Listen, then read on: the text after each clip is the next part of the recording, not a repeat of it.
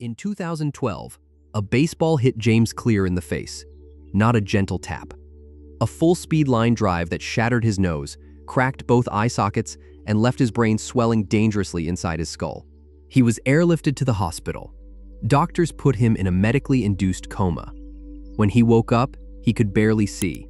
He could not remember basic words. He could not hold a conversation. For months, he could not drive, could not read, could not function like a normal human being. His baseball career, the thing he had built his entire identity around since he was a teenager, was gone, destroyed in a single second by a ball he never saw coming. And then something happened that changed the trajectory of his entire life.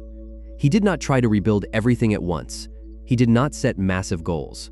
He did not wake up and declare, "I am going to be extraordinary." He did something so small it seemed completely pointless. He went to the gym, not to train like an athlete, just to show up, just to be in the building. Some days he did a few exercises and left, but he went every single day, without exception. Then he started studying a little more seriously, not for hours, just a little, consistently. Then he started writing, not a book, just observations, small ideas about habits and human behavior. Within 2 years, he was named to the ESPN Academic All-America team. Within 6 years, he was speaking at Fortune 500 companies. Within 8 years, he published Atomic Habits. That book has now sold over 15 million copies worldwide. It has been translated into more than 50 languages. It spent years on the New York Times bestseller list.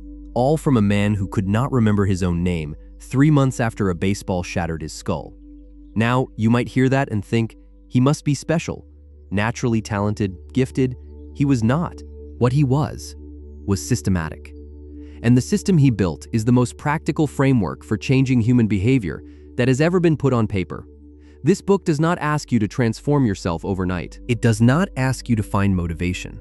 It does not ask you to use willpower, because willpower runs out every single time. It asks you to get 1% better every day, just 1%. And then it shows you, with terrifying mathematical precision, how that 1% compounds into something you will not recognize. If you have ever tried to build a habit and failed, if you have ever started strong and quit within a week, if you have ever known exactly what you should be doing and still could not make yourself do it, this book was written specifically for you. Stay until the end. Because the fourth law, the one most people skip over, is the one that makes all the others actually work. Let us begin with the idea that most people get completely backwards. You think habits are about goals? Clear says you are wrong. Habits are about identity. Most people start by setting a goal. I want to lose 30 pounds. I want to read 50 books this year. I want to make 6 figures. And then they try to force their behavior to match the goal through willpower, gritting their teeth, pushing through, white-knuckling every single day. This approach works for about 72 hours, then it collapses. Clear says the problem is not your effort. The problem is the direction of your change. You are trying to change your behavior without changing who you believe you are. Here's the difference. A goal-based approach says, I want to run a marathon. An identity-based approach says, I'm a runner. A goal-based approach says, I want to quit smoking. An identity-based approach says, I'm not a smoker. The first is a wish you're chasing. The second is a fact you're living. And facts do not require motivation. A runner does not debate whether to run today. A non-smoker does not struggle with the urge to light up at parties. They do not need willpower because the behavior is not in conflict with their identity. It is their identity. And here's the insight that makes this genuinely powerful. Your identity is not carved in stone. It is not something you were born with. It is built one vote at a time. Every action you take is a vote for the type of person you wish to become. Every time you go to the gym, you cast a vote for someone who takes care of their body. Every time you sit down and write, you cast a vote for someone who is a writer. Every time you choose the hard task over the easy distraction, that is a vote. You do not need a unanimous vote. You do not need a perfect record. You just need a majority. Enough votes stacked over enough days that the identity becomes undeniable. To yourself and to everyone around you, that is what habits actually are. They are not the goal, they are the votes. Now, how do you actually build them? Clear breaks it down into 4 laws, each targeting one stage of the habit loop. Every habit, good or bad, follows the same 4-stage pattern. Cue, craving, response, reward. Something triggers it. You feel a pull toward it. You do it, and you get a payoff that makes your brain want to do it again. Scrolling your phone follows this loop. Going to the gym follows it. Smoking follows it. Meditating follows it. Eating junk food follows it. Drinking water follows it. The only difference between a habit that builds your life and a habit that destroys it is which loop you are reinforcing. Clear's genius is that he gives you a lever for each stage. Pull the right levers, and building a new habit becomes almost frictionless. Law 1. Make it obvious. You cannot build a habit you do not notice. The first step is making the cue visible, unmissable, impossible to ignore. Clear teaches a technique called habit stacking. You take a habit you already do automatically and attach the new habit to it. After I pour my morning coffee, I will journal for 2 minutes. After I sit down at my desk, I will write 1 sentence of my project. After I finish dinner, I will read for 10 minutes. Your brain already has the first habit on autopilot. By linking the new habit to it, you borrow that automation instead of building from scratch. The existing habit becomes the trigger. No alarm needed, no reminder. The sequence just runs. But there is a second layer that most people miss entirely: your physical environment. Dr. Ann Thorndike at Massachusetts General Hospital ran a landmark study. She redesigned a hospital cafeteria, placing water bottles in multiple visible locations while moving soda to less convenient spots. Nobody was told to drink less soda or more water. Zero education, zero motivation, zero willpower. Water consumption went up 25%. Soda consumption dropped 11%. The environment did the work. Clear builds on this. If you want to read more, put a book on your pillow every morning. When you get into bed, the book is already there. If you want to practice guitar, put the guitar on a stand in the middle of the living room, not in a closet.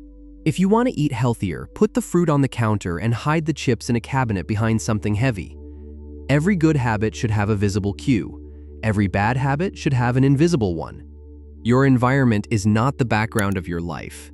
It is the author of your behavior. Law 2. Make it attractive. You will not repeat a behavior unless part of you wants to do it. The more attractive a habit feels, the more likely you are to stick with it.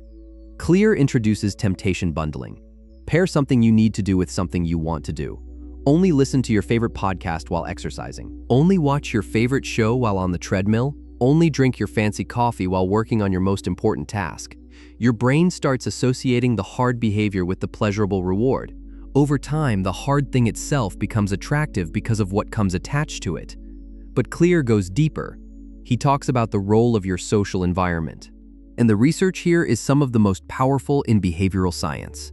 Dr. Nicholas Christakis at Yale and Dr. James Fowler at UC San Diego conducted a massive study tracking 12,000 people over 32 years. They found that behaviors spread through social networks like contagions. If your closest friend becomes obese, your chances of becoming obese increase by 57%. If your friend's friend becomes obese, your chances still increase by 20%. Even 3 degrees of separation showed measurable effects. The same mechanism works in reverse. Positive behaviors are equally contagious. Fitness, ambition, discipline, optimism, they all spread through the people around you. Clear's advice is simple and direct. Join a culture where your desired behavior is the normal behavior. If you want to read more, join a book club where everyone reads. If you want to get fit, train with people who are already fit. If you want to build a business, surround yourself with entrepreneurs who treat building as normal. When the behavior you want is the default in your environment, you do not have to fight for it. You absorb it, like a language, like an accent. You do not decide to adopt it. You just do. Law 3, make it easy. This is where most people destroy themselves. They make their habits too big, too ambitious, too complicated. And then they wonder why they cannot sustain them past Wednesday. Clear introduces the 2-minute rule. When you start a new habit, it should take 2 minutes or less. Not, I will read 30 books this year. Instead, I will read 1 page before bed. Not, I will run 5 miles every morning. Instead, I will put on my running shoes and step outside. Not, I will meditate for an hour. Instead, I will sit down and close my eyes for 120 seconds. This sounds ridiculous, and that is precisely why it works. 2 minutes is not threatening. 2 minutes does not trigger the avoidance response. 2 minutes does not give your brain time to manufacture excuses. You just do it, and once you do it, momentum takes over. The person who puts on their running shoes every morning will eventually start running. The person who opens the book every night will eventually read the chapter. The person who sits down for 2 minutes of meditation will eventually sit for 20. You do not need to become the finished version of yourself on day 1. You need to become the person who shows up. Showing up is the habit. Everything else is a bonus. Clear also teaches friction reduction. Every step you remove between you and a good habit makes it more likely. Every step you add between you and a bad habit makes it less likely.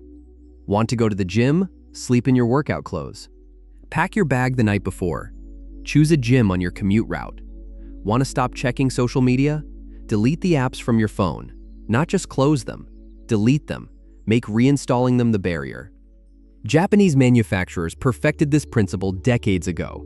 They call it lean production. Eliminate waste. Remove unnecessary steps. Make the right action the easiest action.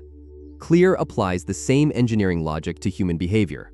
And it works because your brain is fundamentally lazy. It will always take the path of least resistance. So make the right path the easiest one. Law 4. Make it satisfying. This is the law most people skip. And it is the law that determines whether a habit survives past the first week. The human brain repeats behaviors that feel rewarding and abandons behaviors that feel punishing. This is not a character flaw. This is biology. Your dopamine system evolved to reinforce behaviors that produce immediate payoffs. The problem with most good habits is that the reward is delayed. You exercise today, but you do not see the results for weeks. You eat healthy today, but you do not feel the difference for months. You save money today, but the payoff is years away. Your brain does not value delayed rewards. Psychologists call this hyperbolic discounting. The further away a reward is, the less your brain cares about it compared to something pleasurable right now. So you need to add an immediate reward, something small but satisfying that gives your brain a reason to repeat the behavior today, not next month. Today. Clear's most effective tool for this is the habit tracker, a simple visual record. A calendar on the wall where you mark an X for every day you complete the habit. Jerry Seinfeld used this exact method. He put a big wall calendar in his office and marked a red X on every day he wrote new comedy material. After a few days, the chain of X's became its own motivation. He said, "Your only job is to not break the chain." The satisfaction of seeing the chain grow, of marking the X, of maintaining the streak, gives your brain the immediate reward it needs. The long-term benefit is still months away, but the daily X is right now, and right now is what your brain responds to. Trent Deersmid, a young stockbroker, started each morning with 2 jars on his desk. One jar held 120 paper clips. The other was empty. Every time he made a sales call, he moved 1 paper clip from the full jar to the empty one. He did not stop until all 120 were moved.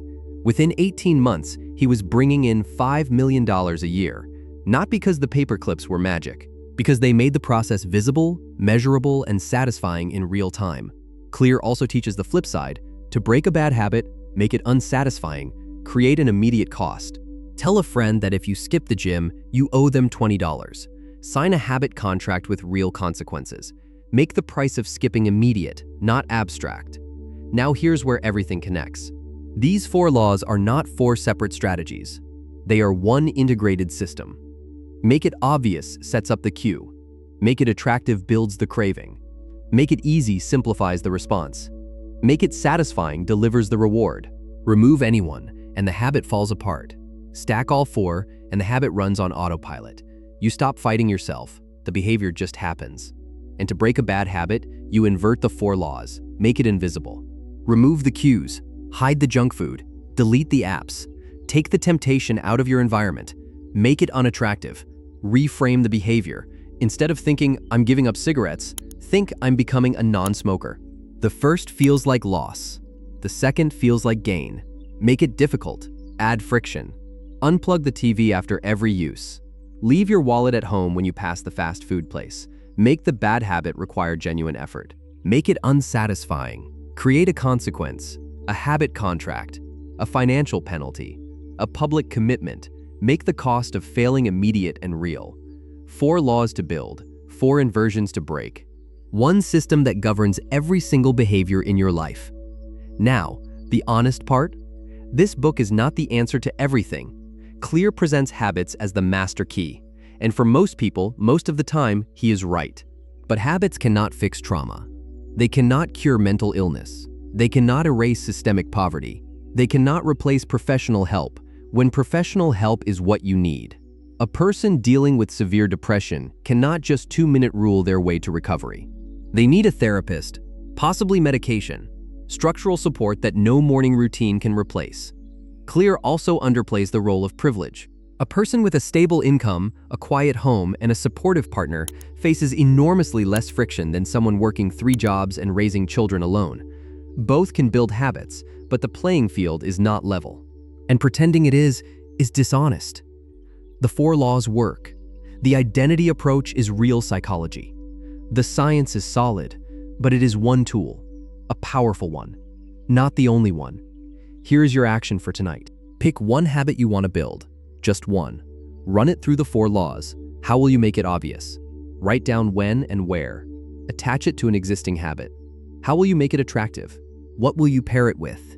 How will you make it easy? Shrink it to 2 minutes. What friction can you remove? How will you make it satisfying? How will you track it? A calendar? Paper clips? A check mark in a notebook? Start tomorrow. The 2-minute version, not the ambitious version. And remember the most important rule in this entire book. Never miss twice. Missing once is human, missing twice is the beginning of a new habit. The wrong one. James Clear was lying in a hospital bed with a shattered skull, unable to remember his own name. 8 years later, he had written one of the best-selling books in history. Not through talent, not through luck, not through some dramatic overnight transformation. Through tiny actions, repeated daily, compounding invisibly, until the results became impossible to ignore. Atoms are invisible, but everything in the universe is built from them. Your habits are invisible too, but everything in your life is built from them. Which atoms are you stacking? If this audiobook summary gave you something real, hit the like button and share it with someone who needs to hear it. Subscribe for more deep book summaries every week. I will see you in the next one. Until then, build the mind you were meant to have.